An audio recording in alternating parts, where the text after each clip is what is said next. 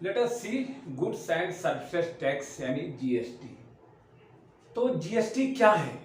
हम लोग हमेशा सुनते हैं यहाँ जीएसटी, वहाँ जीएसटी लग गया, यहाँ जीएसटी लग गया। क्या देखते हैं? जैसे हम लोग फैमिली के साथ किसी रेस्टोरेंट में जाते हैं तो वहां पर हमने 250 पर प्लेट खाना मंगाया, 4 लोग हम लोग गए हैं, वी आर जस्ट 4 पीपुल। तो 250 की थाली देखी, महाराजा थाली, स्पेशल थाली, क्या क्या थाली होती है। तो हमने ऑर्डर किया, सोचा कि 4 पीपल के लिए, 4 लोगों के लिए 1000 रुपीज का हमारा हो गया खाना। तो हमने अपना बजट देखा और कहा भाई बिल्कुल सही है, हमको यही थाली वाला दे दीजिए, स्पेशल थाली, महाराजा थाली, 1000 रुपये का हो जाएगा। लेकिन क्या हुआ कि जब बिल आया सामने खाने के बाद तो देखा, उसने कहा कि साहब 1180 रुपीज हुआ, 1180 रुपीज हुआ। अचानक से हमें बहुत जोर का गुस्सा आया। हम लोग क्या किए, आंखें टेढ़ी किए, ये क्या है। तो उसने कहा साहब 180 रुपीज जो है इसमें जीएसटी लग गया, जीएसटी लग गया 180 रुपीज।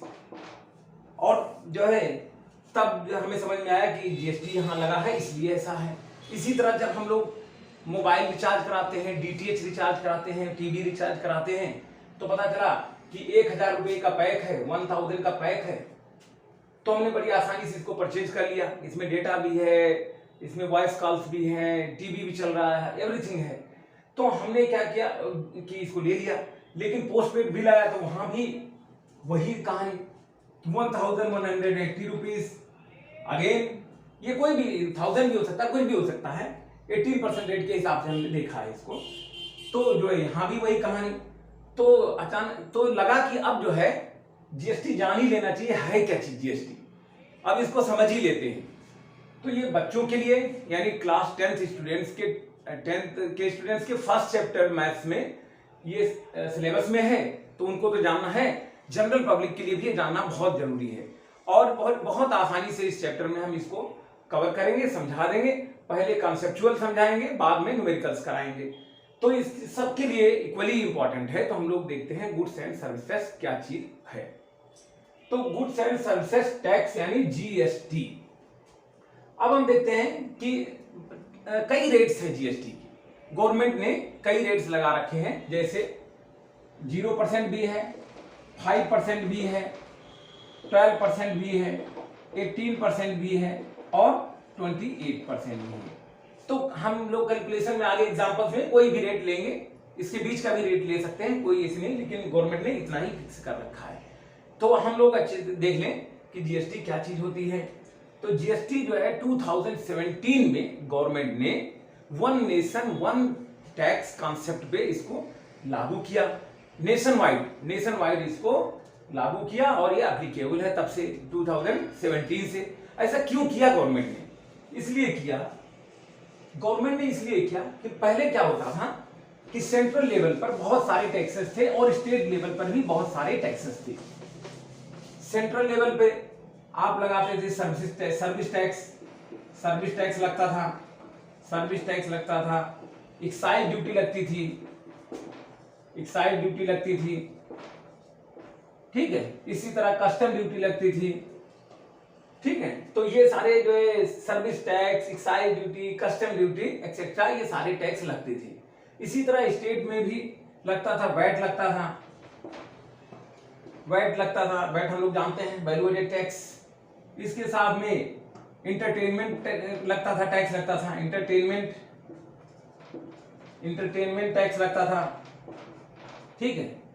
और हमारे बहुत सारे टैक्स, ये हो गया इंटरटेनमेंट, और एंट्री टैक्स होता था, एंट्री टैक्स भी लगता था, ठीक है। तो ये सारे जो है टैक्सेस लगते हैं। सेंट्रल लेवल पे एक सेंट्रल सेल्स टैक्स लगता था, सीएसटी कह सकते हैं उसको, सीएसटी लगता, सेंट्रल सेल्स टैक्स। तो ये भी टैक्स लगता था। तो इतना सारा टैक्स को जो है गवर्नमेंट ने क्या किया, सोचा कि इसके टैक्स एडमिनिस्ट्रेशन में प्रॉब्लम हो रही थी गवर्नमेंट को। टैक्स का कलेक्शन, टैक्स का हिसाब किताब कैसे रखा जाए, इसको कैसे डिस्ट्रीब्यूट करें सेंटर और स्टेट के बीच में। तो ये सारी प्रॉब्लम को दूर करने के लिए सेंटर ने सोचा कि एक कॉमन टैक्स लाया जाए जो कि इस टैक्स एडमिनिस्ट्रेशन को स्मूथ कर दे, इजी बना दे। तो उसके लिए जो है गवर्नमेंट ने ये लाया। इसके साथ साथ और भी प्रॉब्लम थी, जैसे एक स्टेट में हर स्टेट में अलग अलग वैट की रेट्स अलग होती थी। एंट्री टैक्स होता था, हर स्टेट में अलग अलग होता था, तो उसको कैसे कलेक्शन किया जाए, और साथ साथ प्रॉब्लम ये होती है, जैसे एंट्री टैक्स है, एक स्टेट से दूसरे स्टेट में एंट्री करते वक्त वहां पर गाड़ियों की लंबी लाइन लग जाती थी, जो गुड्स सामान लेकर जाती थी, माल लेकर जाती थी, फिर वहां पे एंट्री टैक्स की पर्ची कटाना, उसका बिल कटाना, तो उससे बिजनेस में हड़ल पैदा होता था, और वही सामान पब्लिक के लिए भी दिक्कत होती थी। वही सामान यूपी में किसी और रेट में मिल रहा है, किसी अदर स्टेट में गए, हरियाणा गए, पंजाब गए, आप जो है महाराष्ट्र गए, एमपी गए, तो कहीं गए तो उसका अलग रेट लेंगे, वहां भी हमें टेंशन हुआ, भाई ये क्या बात है, यही सामान तो हमारे यहाँ इतने मिलता है, मैं इतना क्यों दूं। तो उनके रेट्स अलग होने से और जगह जगह टैक्स देने से तो जो है वो प्रॉब्लम खड़ी होती थी, तो इसलिए भी गवर्नमेंट ने इसको किया, जो है जीएसटी लागू किया। दूसरी एक बात और है, पहले टैक्स पर टैक्स यानी टैक्स ऑन टैक्स देना पड़ता था, वो कैसे, अब हम थोड़ा सा एक एग्जांपल लेते हैं, उसके बाद आगे पूरा एक्सप्लेन करेंगे। जैसे एक एग्जांपल लीजिए, मान लीजिए 100 रुपीज का कोई सामान किसी जो है मैन्युफैक्चरर से खरीदा गया, किसने खरीदा, डीलर ने खरीदा, ठीक है, 10% का, जस्ट टेक इट 10% का टैक्स दे दिया उसने, जो है पहले रिजीम में, बिफोर जीएसटी क्या होता था, तो और ये सामान हुआ 100 प्लस 10 यानी 10 रुपीज टैक्स लग गया। अब इस पे 20%, ये हो गया आपका, मान लीजिए मैन्युफैक्चरर हो गया, एम से लिख दे रहे हैं, और ये हो गया आपका डीलर। तो इसने क्या किया कि 20% रेट भी बढ़ा करके उसका जो है अपना प्रॉफिट भी लेगा, 20% का प्रॉफिट लिया, तो सामान जो 100 का था वो 120 का हो गया, ठीक, 120 हो गया। अब 10 रुपीज टैक्स इसे देकर आ गया है, जब इसने परचेज किया, यहाँ मैन्युफैक्चरर से जब डीलर ने परचेज किया तो ये 10 रुपीज का टैक्स दिया है। अब टोटल कीमत हो गई 120 प्लस ये टैक्स 130। अब जब ये कंज्यूमर को सेल कर रहा है, कंज्यूमर बी द पीपल, हम लोग जो है, जो कंज्यूमर होते हैं, आम लोग जो कंज्यूम करते हैं किसी गुड्स को या सर्विसेज को, जो हम यूटिलाइज करते हैं, तो जो है हम लोग हो गए कंज्यूमर। तो कंज्यूमर को अब ये किस पे कितना टैक्स लेगा, मान लीजिए 10% यहां भी टैक्स है, अब ये 130 पर लेगा, इसमें टैक्स इंक्लूडेड है, 10 रुपए टैक्स ऑलरेडी इसमें लगा हुआ है, अब इस पे टैक्स लेगा 10, इस पर टैक्स लेगा 130 पर, तो यानी टैक्स के ऊपर भी टैक्स पड़ गया। अब इस पे 13 रुपीज का टैक्स हो गया, ठीक है, 130 का 10% 13 रुपीज, 10 पहले ही यहां दे आए हैं, ठीक है, तो अब जो है ये टैक्स के ऊपर, ये 10 रुपीज के ऊपर 3 रुपीज का और टैक्स पड़ गया, तो जो है दो बार यानी टैक्स के ऊपर, इस 10 रुपीज के ऊपर भी टैक्स लग गया, यानी 13 रुपीज, जो टैक्स हमें 10 रुपीज लगना चाहिए था वो 13 टैक्स के ऊपर टैक्स लग जाता था। तो ये भी प्रॉब्लम थी, तो आम लोगों को भी ये प्रॉब्लम थी कि टैक्स ऑन टैक्स हम लोग देते हैं, तो इससे जो है कंज्यूमर को भी रिलीफ मिलेगा।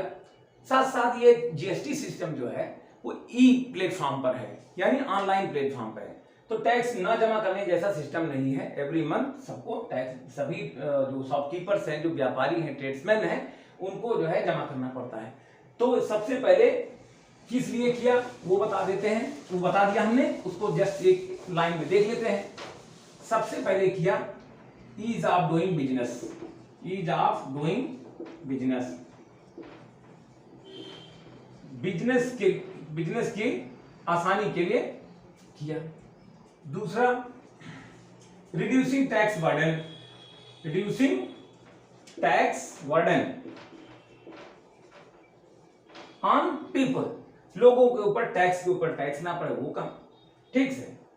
और टैक्स बेटर टैक्स एडमिनिस्ट्रेशन के लिए, यानी गवर्नमेंट के लिए, गवर्नमेंट अपने लिए तो करती ही है, गवर्नमेंट बेटर टैक्स एडमिनिस्ट्रेशन के लिए जो है,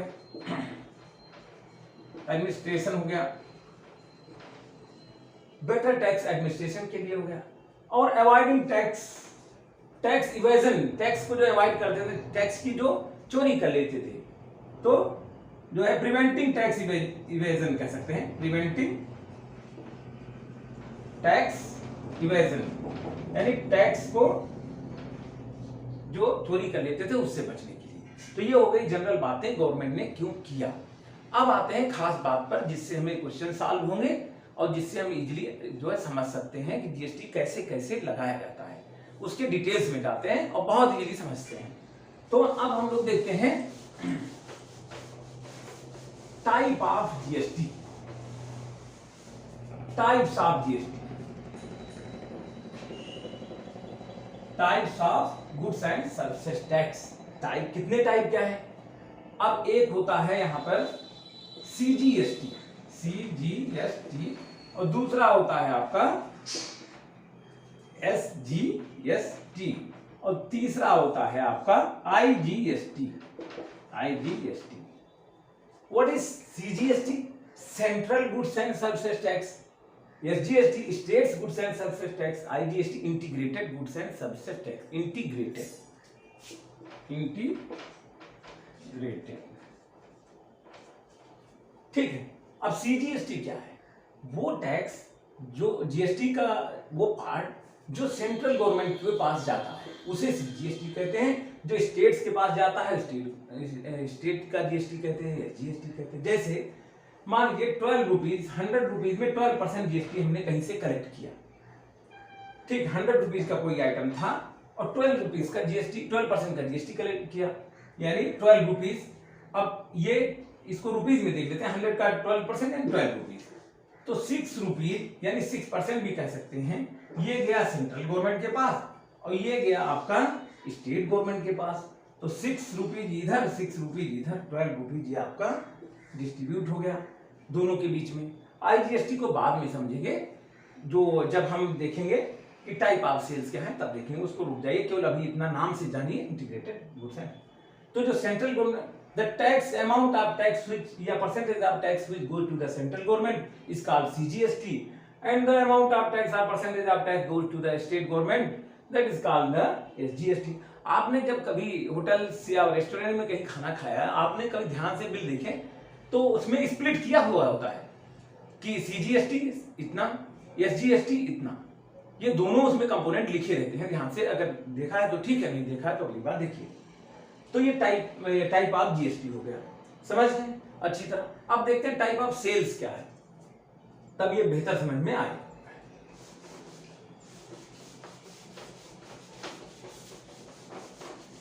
types of sales, types of sales. Sale कितने टाइप की होती है? जीएसटी पर्पज में हम लोग देखते हैं 2 टाइप की सेल्स। कौन कौन सी? एक होती है आपकी इंट्रा स्टेट सेल्स, और दूसरी होती है inter state sales, inter state sales. What is intra state sale? Intra state sale मतलब सेल, परचेज, सेल यानी trade it being done with in the state, with in the same state. जो भी व्यापार हो रहा है, जो भी सेल हो रही है, वो एक ही स्टेट के अंदर हो रही है, ठीक है।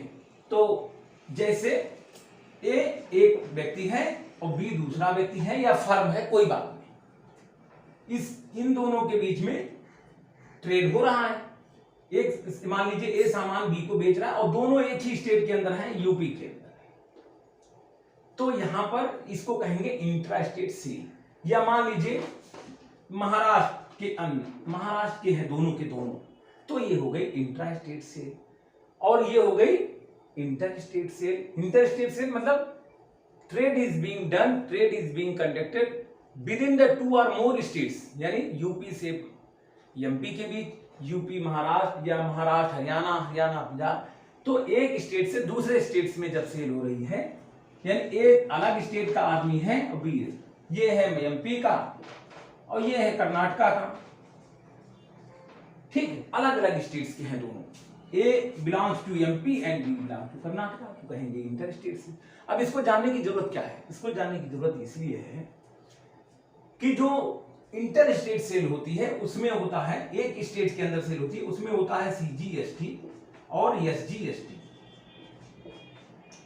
50-50% दोनों होगा। ये अगर मान लीजिए 10 रुपीज कलेक्ट हुआ तो 5 रुपीज सेंट्रल को जाएगा, 5 रुपीज जाएगा स्टेट गवर्नमेंट को। तो इंट्रा स्टेट सेल में 2 कंपोनेंट होंगे जीएसटी के, एक होगा सीजीएसटी, दूसरा होगा एसजीएसटी। और इंटर स्टेट सेल्स में होता है जो हमने कहा था, बाद में बताएंगे, आईजीएसटी।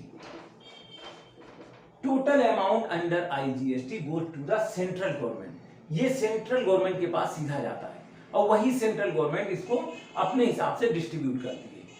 तो एक स्टेट से दूसरे स्टेट्स के बीच में जो हैसल्स थे, जो परेशानियां थी स्टेट्स में, टैक्स में जो उलझन होती थी, उसी को सॉल्व करने के लिए जो है आईजीएसटी आया कि सेंट्रल गवर्नमेंट के पास जाएगा and central government will decide how to distribute the tax among the states which are involve in the trade. तो ये हो गया आईजीएसटी। तो इस पर भी क्वेश्चंस आते हैं। कभी कभी क्वेश्चन आता है कि ट्रेड इस ए ने जो है बी को ये सामान बेचा और जो है, तो अब ये बताइए कि दोनों एक ही स्टेट के हैं तो उसमें आईजीएसटी कितना लगेगा, ऐसे भी क्वेश्चंस आते हैं। तो आईजीएसटी वहां पे 0 होगा, सिंपल बात है। तो आईजीएसटी इज ए जो है integrated goods and services tax applicable when trade is being done between the two or more states। 2 या 2 से अधिक राज्यों के बीच में अगर ट्रेड हो रहा है तो आईजीएसटी लगे और ये सेंट्रल गवर्नमेंट के पास जाता है। और इंट्रा स्टेट सेल्स में सीजीएसटी और एसजीएसटी दोनों कंपोनेंट होते हैं, जो स्टेट गवर्नमेंट के पास 50-50% दोनों के पास जाते हैं। अब हम लोग देखते हैं दूसरी चीज, हम लोग देखते हैं इनपुट एंड आउटपुट जीएसटी क्या चीज होता है।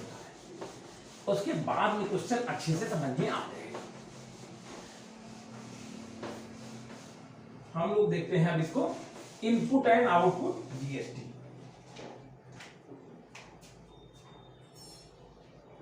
इनपुट एंड आउटपुट जीएसटी ये क्या चीज होती है। एक मान लीजिए है मैन्युफैक्चरर,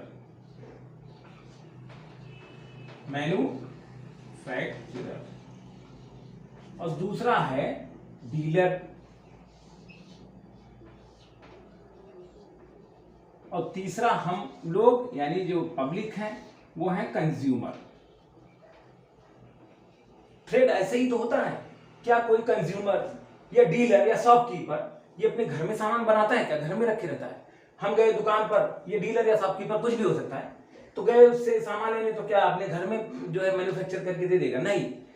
तो ऐसे होता है, जो ट्रांजिशन ऑफ गुड्स होता है, सामान जो एक जगह से दूसरी जगह पहुंचता है या सर्विसेज पहुंचती हैं, उसके 3 पार्ट होते हैं। एक ये हो जाता है हमारा मैन्युफैक्चरर हो गया, और दूसरा हो गया डीलर, और तीसरा हो गया हमारा ये आपका कंज्यूमर। ये 3 हिस्से किसी भी ट्रेड में इन्वॉल्व होते हैं। अब एक बात बताइए, इनपुट जीएसटी क्या चीज होती है। मान लीजिए 100 रुपीज का एक आइटम, 100 लेना एग्जांपल अच्छा होता है जिसे इजीली समझ सके, बाद में भी बहुत सारे क्वेश्चंस में दिए रहते हैं, उसके हिसाब से करेंगे। 100 रुपीज का एक आइटम है, ठीक। अब इस पर मान लीजिए एप्लीकेबल है आपका 10% rate of GST applicable. Dealer manufacturer से खरीदेगा, परचेज करेगा, और कंज्यूमर को बेचेगा, कंज्यूमर को सेल करेगा। तो जो इसकी परचेज पर डीलर ने मैन्युफैक्चरर से जो परचेज की, ये जो टैक्स दिया इसको, किसको, मैन्युफैक्चरर को, यानी amount of tax on purchase, amount of GST on purchase, इसको कहेंगे इनपुट जीएसटी, इसको कहेंगे इनपुट जीएसटी, यानी जीएसटी ऑन परचेज, ये वाला जीएसटी, ये जो इसको दे रहा है 10%, इनपुट जीएसटी कहलाएगा, जो डीलर जो यहां से परचेज किया इसको। और अब उसके बाद में यानी टैक्स ऑन परचेज प्राइस, ये जो डीलर ने जो परचेज किया उस पे, ये 100 रुपए का सामान खरीदा था और 10% का इस पे जीएसटी दिया, यानी 10 रुपए। अब जो है डीलर सामान का कुछ रेट बढ़ाएगा, प्रॉफिट भी लेगा, अब उसको बेचेगा कंज्यूमर को। अब ये भी एप्लीकेबल रेट, आप यहाँ पर एग्जांपल के लिए हमने 10% लिया। अब ये मान लीजिए 20% प्रॉफिट लिया, ये 20% प्रॉफिट, पहले भी हमने यही एग्जांपल दिया था, समझने के लिए क्वेश्चंस में बड़े बड़े होंगे तो उसको अलग से देखेंगे। तो ये सेलिंग प्राइस क्या होगी इसकी, डीलर की परचेज प्राइस तो आपकी 100 रुपए थी, प्लस 10% जीएसटी, यानी 10 रुपए जीएसटी दिया था, 100 प्लस 10, ये टैक्स हो गया। अब जो प्रॉफिट लेगा किस पर लेगा, जो परचेज प्राइस पर लेगा। अब टैक्स पर नहीं जोड़ेगा इसमें, अभी टैक्स नहीं जोड़ेगा। अभी प्योर प्रॉफिट 100 रुपीज का सामान 20% अगर प्रॉफिट लिया तो इसका सेलिंग प्राइस क्या हो गई 120 रुपीज। अब इस पर 10%, यही जीएसटी में डिफरेंस है। अब ये लेगा किस पर 120 पर प्रॉफिट, ये जो सेलिंग प्राइस हुई इसकी 20% प्रॉफिट के बाद इस पर जीएसटी लेगा। तो क्या हो जाएगा बच्चों, अब इसका 10% हो गया 12। ठीक है, तो ये जीएसटी यहां हो गया जीएसटी। ये जीएसटी किसने दिया, कंज्यूमर ने दिया। कंज्यूमर ने डीलर को दिया, यानी डीलर ने जो सेल किया, यानी the GST, the amount of GST on sale of that product. Sale पर जो पड़ा, ये परचेज पर पड़ा था और ये सेल पर पड़ा। इसको जब सेल किया कंज्यूमर को, तो कंज्यूमर ने दिया। अब जो है किसको कितना रुपया पड़ा, इसको जो है कंज्यूमर को पड़ा 12 रुपीज। ठीक, अब ऐसा नहीं है कि 10 रुपए ये जमा करके आया था, अब ये पूरा का पूरा जीएसटी जो है फिर यानी 12 रुपीज, 10 + 12 ये 22 रुपीज गवर्नमेंट के खाते में जमा कर देगा, ऐसा नहीं है। तो फिर कैसा, क्या चोरी करेगा, चोरी नहीं कर रहेगा। अब मैं बताता हूं जीएसटी में यही डिफरेंस है। जीएसटी में जो डिफरेंस है यही है।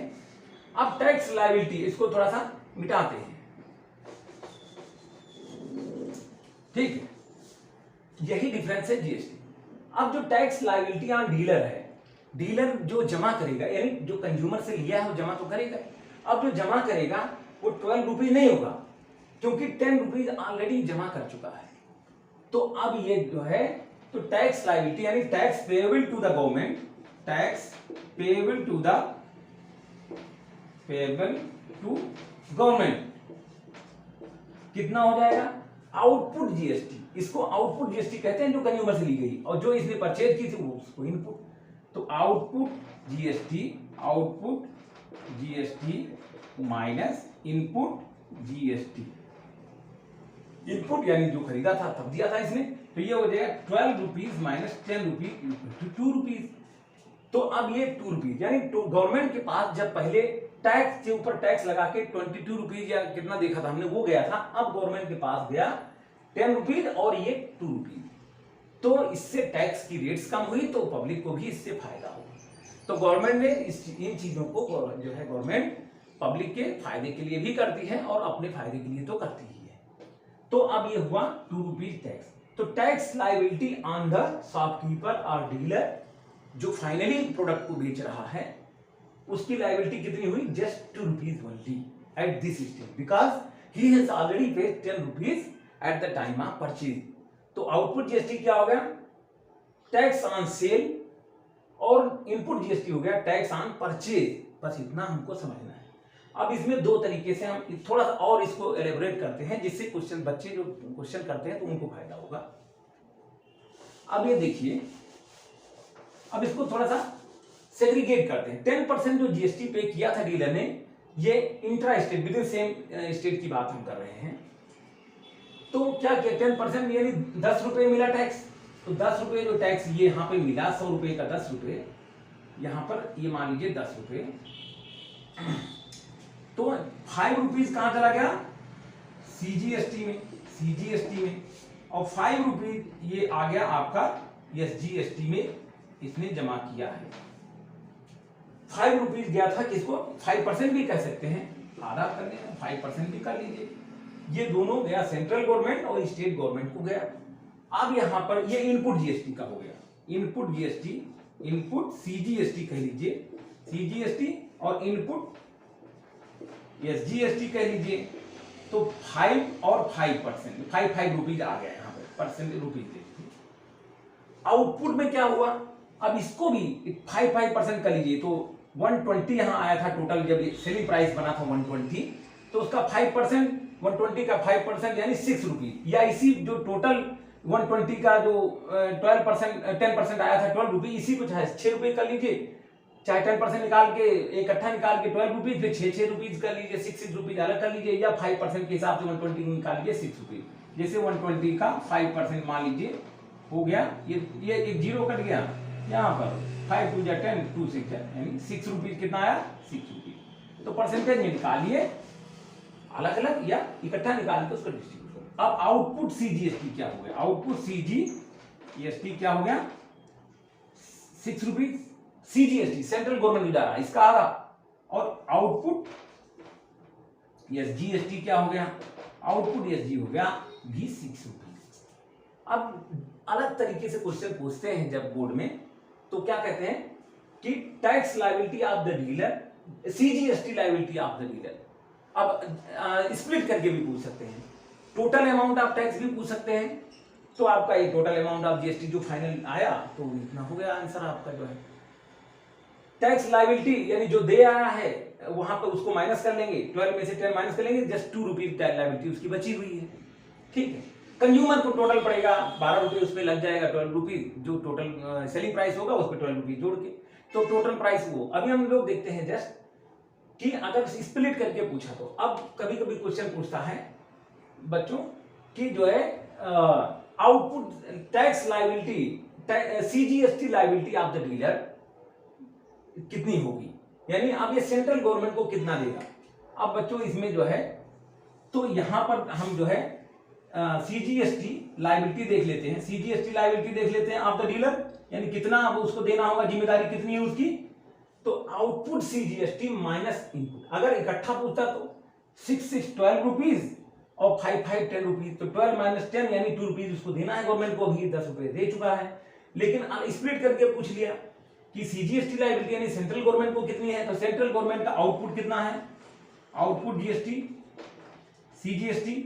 CGST minus input CGST, output CGST minus input CGST, output CGST है 6 रुपीज माइनस 5 रुपीज 1। और इसी तरह एसजीएसटी लायबिलिटी अगर पूछ रहा है कितना आप डीलर की है, तो 6 ये आउटपुट एसजीएसटी और माइनस इनपुट एसजीएसटी, तो 6 माइनस 5 अगेन 1, तो दोनों को 1 रुपीज, यानी टोटल 1 प्लस 1 यानी 2 रुपीज ही तो देना है, तो मैंने बताया था 2 रुपीज देना है।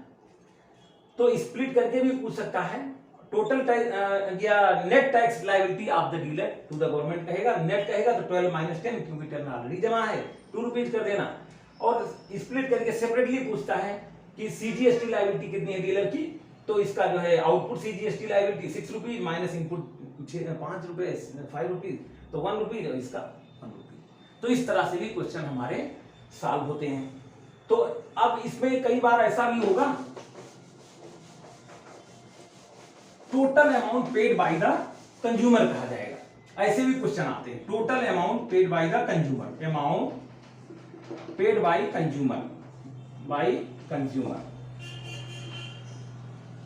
कितना हो जाएगा, सेलिंग प्राइस जितने पे उसको सामान बेचा गया प्लस सीजीएसटी और प्लस एसजीएसटी, अगर इंट्रा स्टेट सेल है दोनों अमाउंट जोड़। तो अगर इकट्ठा टैक्स जोड़ना हो या अलग अलग आपने निकाला है तो दोनों जोड़ लीजिए। तो मान लीजिए 100 रुपए है प्लस 5 रुपए प्लस 5 रुपए यानी 110 रुपए, इस टाइप से फाइनल में अगर आ रहा है तो जोड़ सकते हैं। या 120 थी, यहाँ पे हमने लिया था एग्जांपल 120 लिया था एग्जांपल सेलिंग प्राइस, तो 6 रुपीज हो गया था 10% के रेट के हिसाब से, तो ये आपका 132 रुपीज हो गया। तो total amount paid by the consumer is 130 rupees. जैसा क्वेश्चन आएगा यानी ये आएगा टोटल अमाउंट ये होगा, मेनली एग्जांपल्स पे ना जाइए, इस पे जाइए। सेलिंग प्राइस प्लस जो है सीजीएसटी कंपोनेंट और एसजीएसटी कंपोनेंट, तो ये हो गया आपका। अब tax liability of the dealer to the government, output CGST minus input CGST या output SGST minus input SGST, या टोटल टैक्स में से भी माइनस कर सकते हैं। स्प्लिट करके पूछा तो उसको उस हिसाब से हम आंसर करेंगे, और एक साथ पूछा है तो उस हिसाब से आंसर करेंगे। तो इसी टाइप के बच्चों क्वेश्चन आते हैं। इसमें अब आप कोई भी क्वेश्चन सॉल्व कर सकते हैं। एक क्वेश्चन कहीं कहीं आता है कि मार्क प्राइस इतना था, उस पर 10% का डिस्काउंट दे दिया डीलर को, तो डीलर ने कम पे पाया, तो उसका निकाल लेना जितना डिस्काउंट होगा। मान लीजिए 100 रुपए का आइटम 10% डिस्काउंट 90 में खरीदेगा, फिर उस पर 20% का प्रॉफिट लेगा तो सेलिंग परसेंट 20% ऑफ 90 हो जाएगा। फिर उस पर 12% का 18% का जिस हिसाब से जीएसटी लगता है उस हिसाब से अपना कैलकुलेट कर लेना। एक भी क्वेश्चन ऐसा नहीं होगा जो नहीं सॉल्व हो। इसके बाद वाले वीडियो में बच्चों हम करीब 4 से 5 क्वेश्चन कराएंगे जीएसटी पर बेस, जो आपकी जो है बुक में है और प्रीवियस ईयर्स में जो पूछे गए हैं उनमें से जो सारी चीजों को कवर करें उन क्वेश्चन को बताएंगे। तो बच्चों हमारा वीडियो आप देखते रहिए, और बेल आइकन प्रेस कीजिए, सब्सक्राइब कीजिए और शेयर करते रहिए। Thank you very much.